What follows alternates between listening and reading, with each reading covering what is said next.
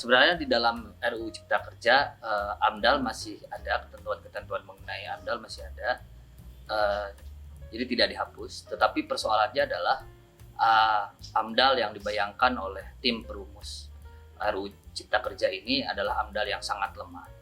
Lemah dalam artian, setidaknya ada 2 hal. Eee, Pertama adalah, dihapuskannya Komisi Penilai AMDAL, dan kedua adalah, tentang berkurangnya, partisipasi masyarakat di dalam, proses persetujuan AMDAL.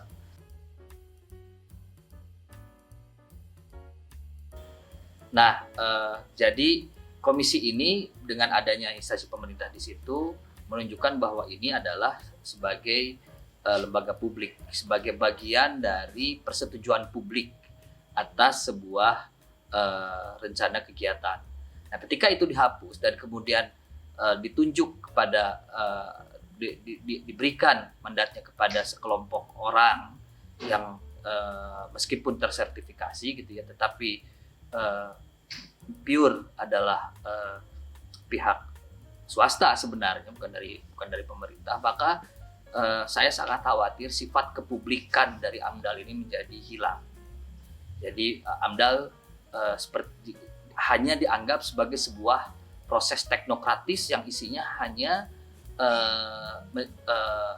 dianggap sebagai hanya pekerjaan, para pakar begitu misalkan.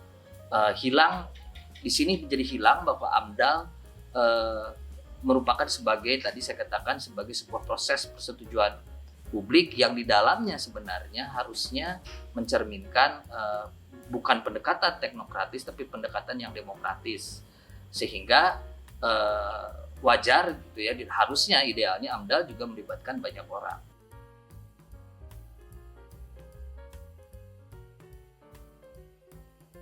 Nah, ciri khas dari, pendekatan yang teknokratis ini bukan hanya ditunjukkan dengan hilangnya, Komisi Penilai AMDAL, tapi juga sangat berkurangnya, peran masyarakat.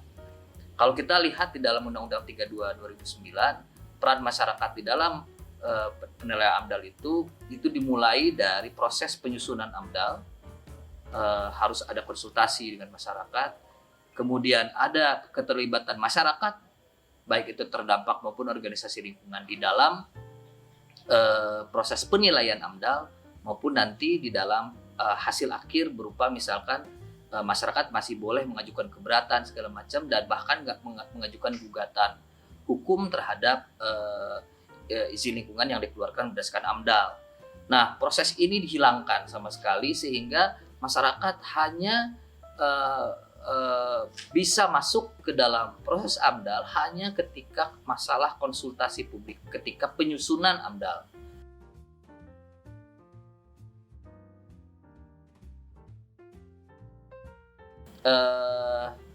Selain itu, jenis masyarakatnya ya, kelompok masyarakatnya pun, menjadi juga dibatasi karena tidak ada lagi organisasi lingkungan, yang, yang terlibat di dalam proses penilaian AMDAL, karena penilaian menjadi hanya karena, masyarakat yang dianggap, dapat dilibatkan dalam AMDAL hanyalah masyarakat yang terkena dampak. Jadi organisasi lingkungan sudah tidak punya peran lagi. Ini merupakan sebuah kemunduran jauh.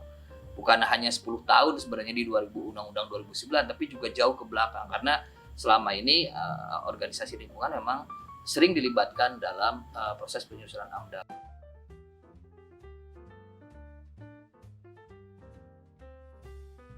Jadi, apalagi misalkan tadi, kalau kita masuk ke dalam misalkan teori tentang partisipasi publik, maka konsultasi ke dalam penyusunan AMDAL itu hanya adalah level yang cukup rendah di dalam partisipasi publik. Sementara kita sebenarnya secara teori di dalam Undang-Undang 2013 itu sudah cukup tinggi karena ada, perwakilan masyarakat, baik itu, organisasi lingkungan maupun masyarakat yang terkena dampak memiliki peran yang cukup besar di dalam proses, penilaian AMDAL. Kalaupun selama ini prakteknya tidak terjadi, itu masalah implementasi, tetapi secara norma di dalam hukum itu sudah terlindungi. Nah, sekarang yang sedang dilakukan oleh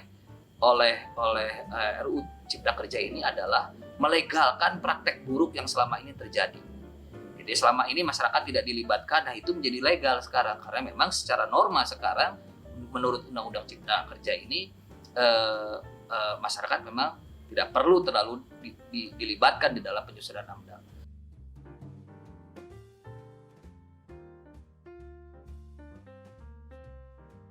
Keterlibatan masyarakat di dalam pengambilan keputusan publik semacam ini, jadi harus digarisbawahi bahwa AMDAL itu merupakan bagian dari proses pengambilan keputusan publik, gitu ya. Karena dia sifatnya publik, ya maka masyarakat harus terlibat di dalamnya.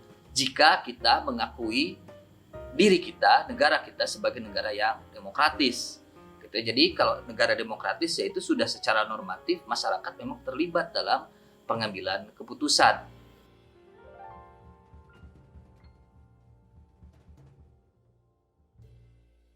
Bukan, ini persoalan AMDAL, persoalan kemudian pengambilan keputusan, taruhlah izin lingkungan, yang kemudian nanti juga diganti gitu ya, atau persetujuan, itu sebenarnya bukan murni persoalan sains. Ini adalah persoalan kalau ada yang bilang ini adalah, Raffles bilang ini policy relevant science. Jadi sebenarnya ada faktor kebijakannya di sini, karena kebijakan ada sifat publiknya sebenarnya.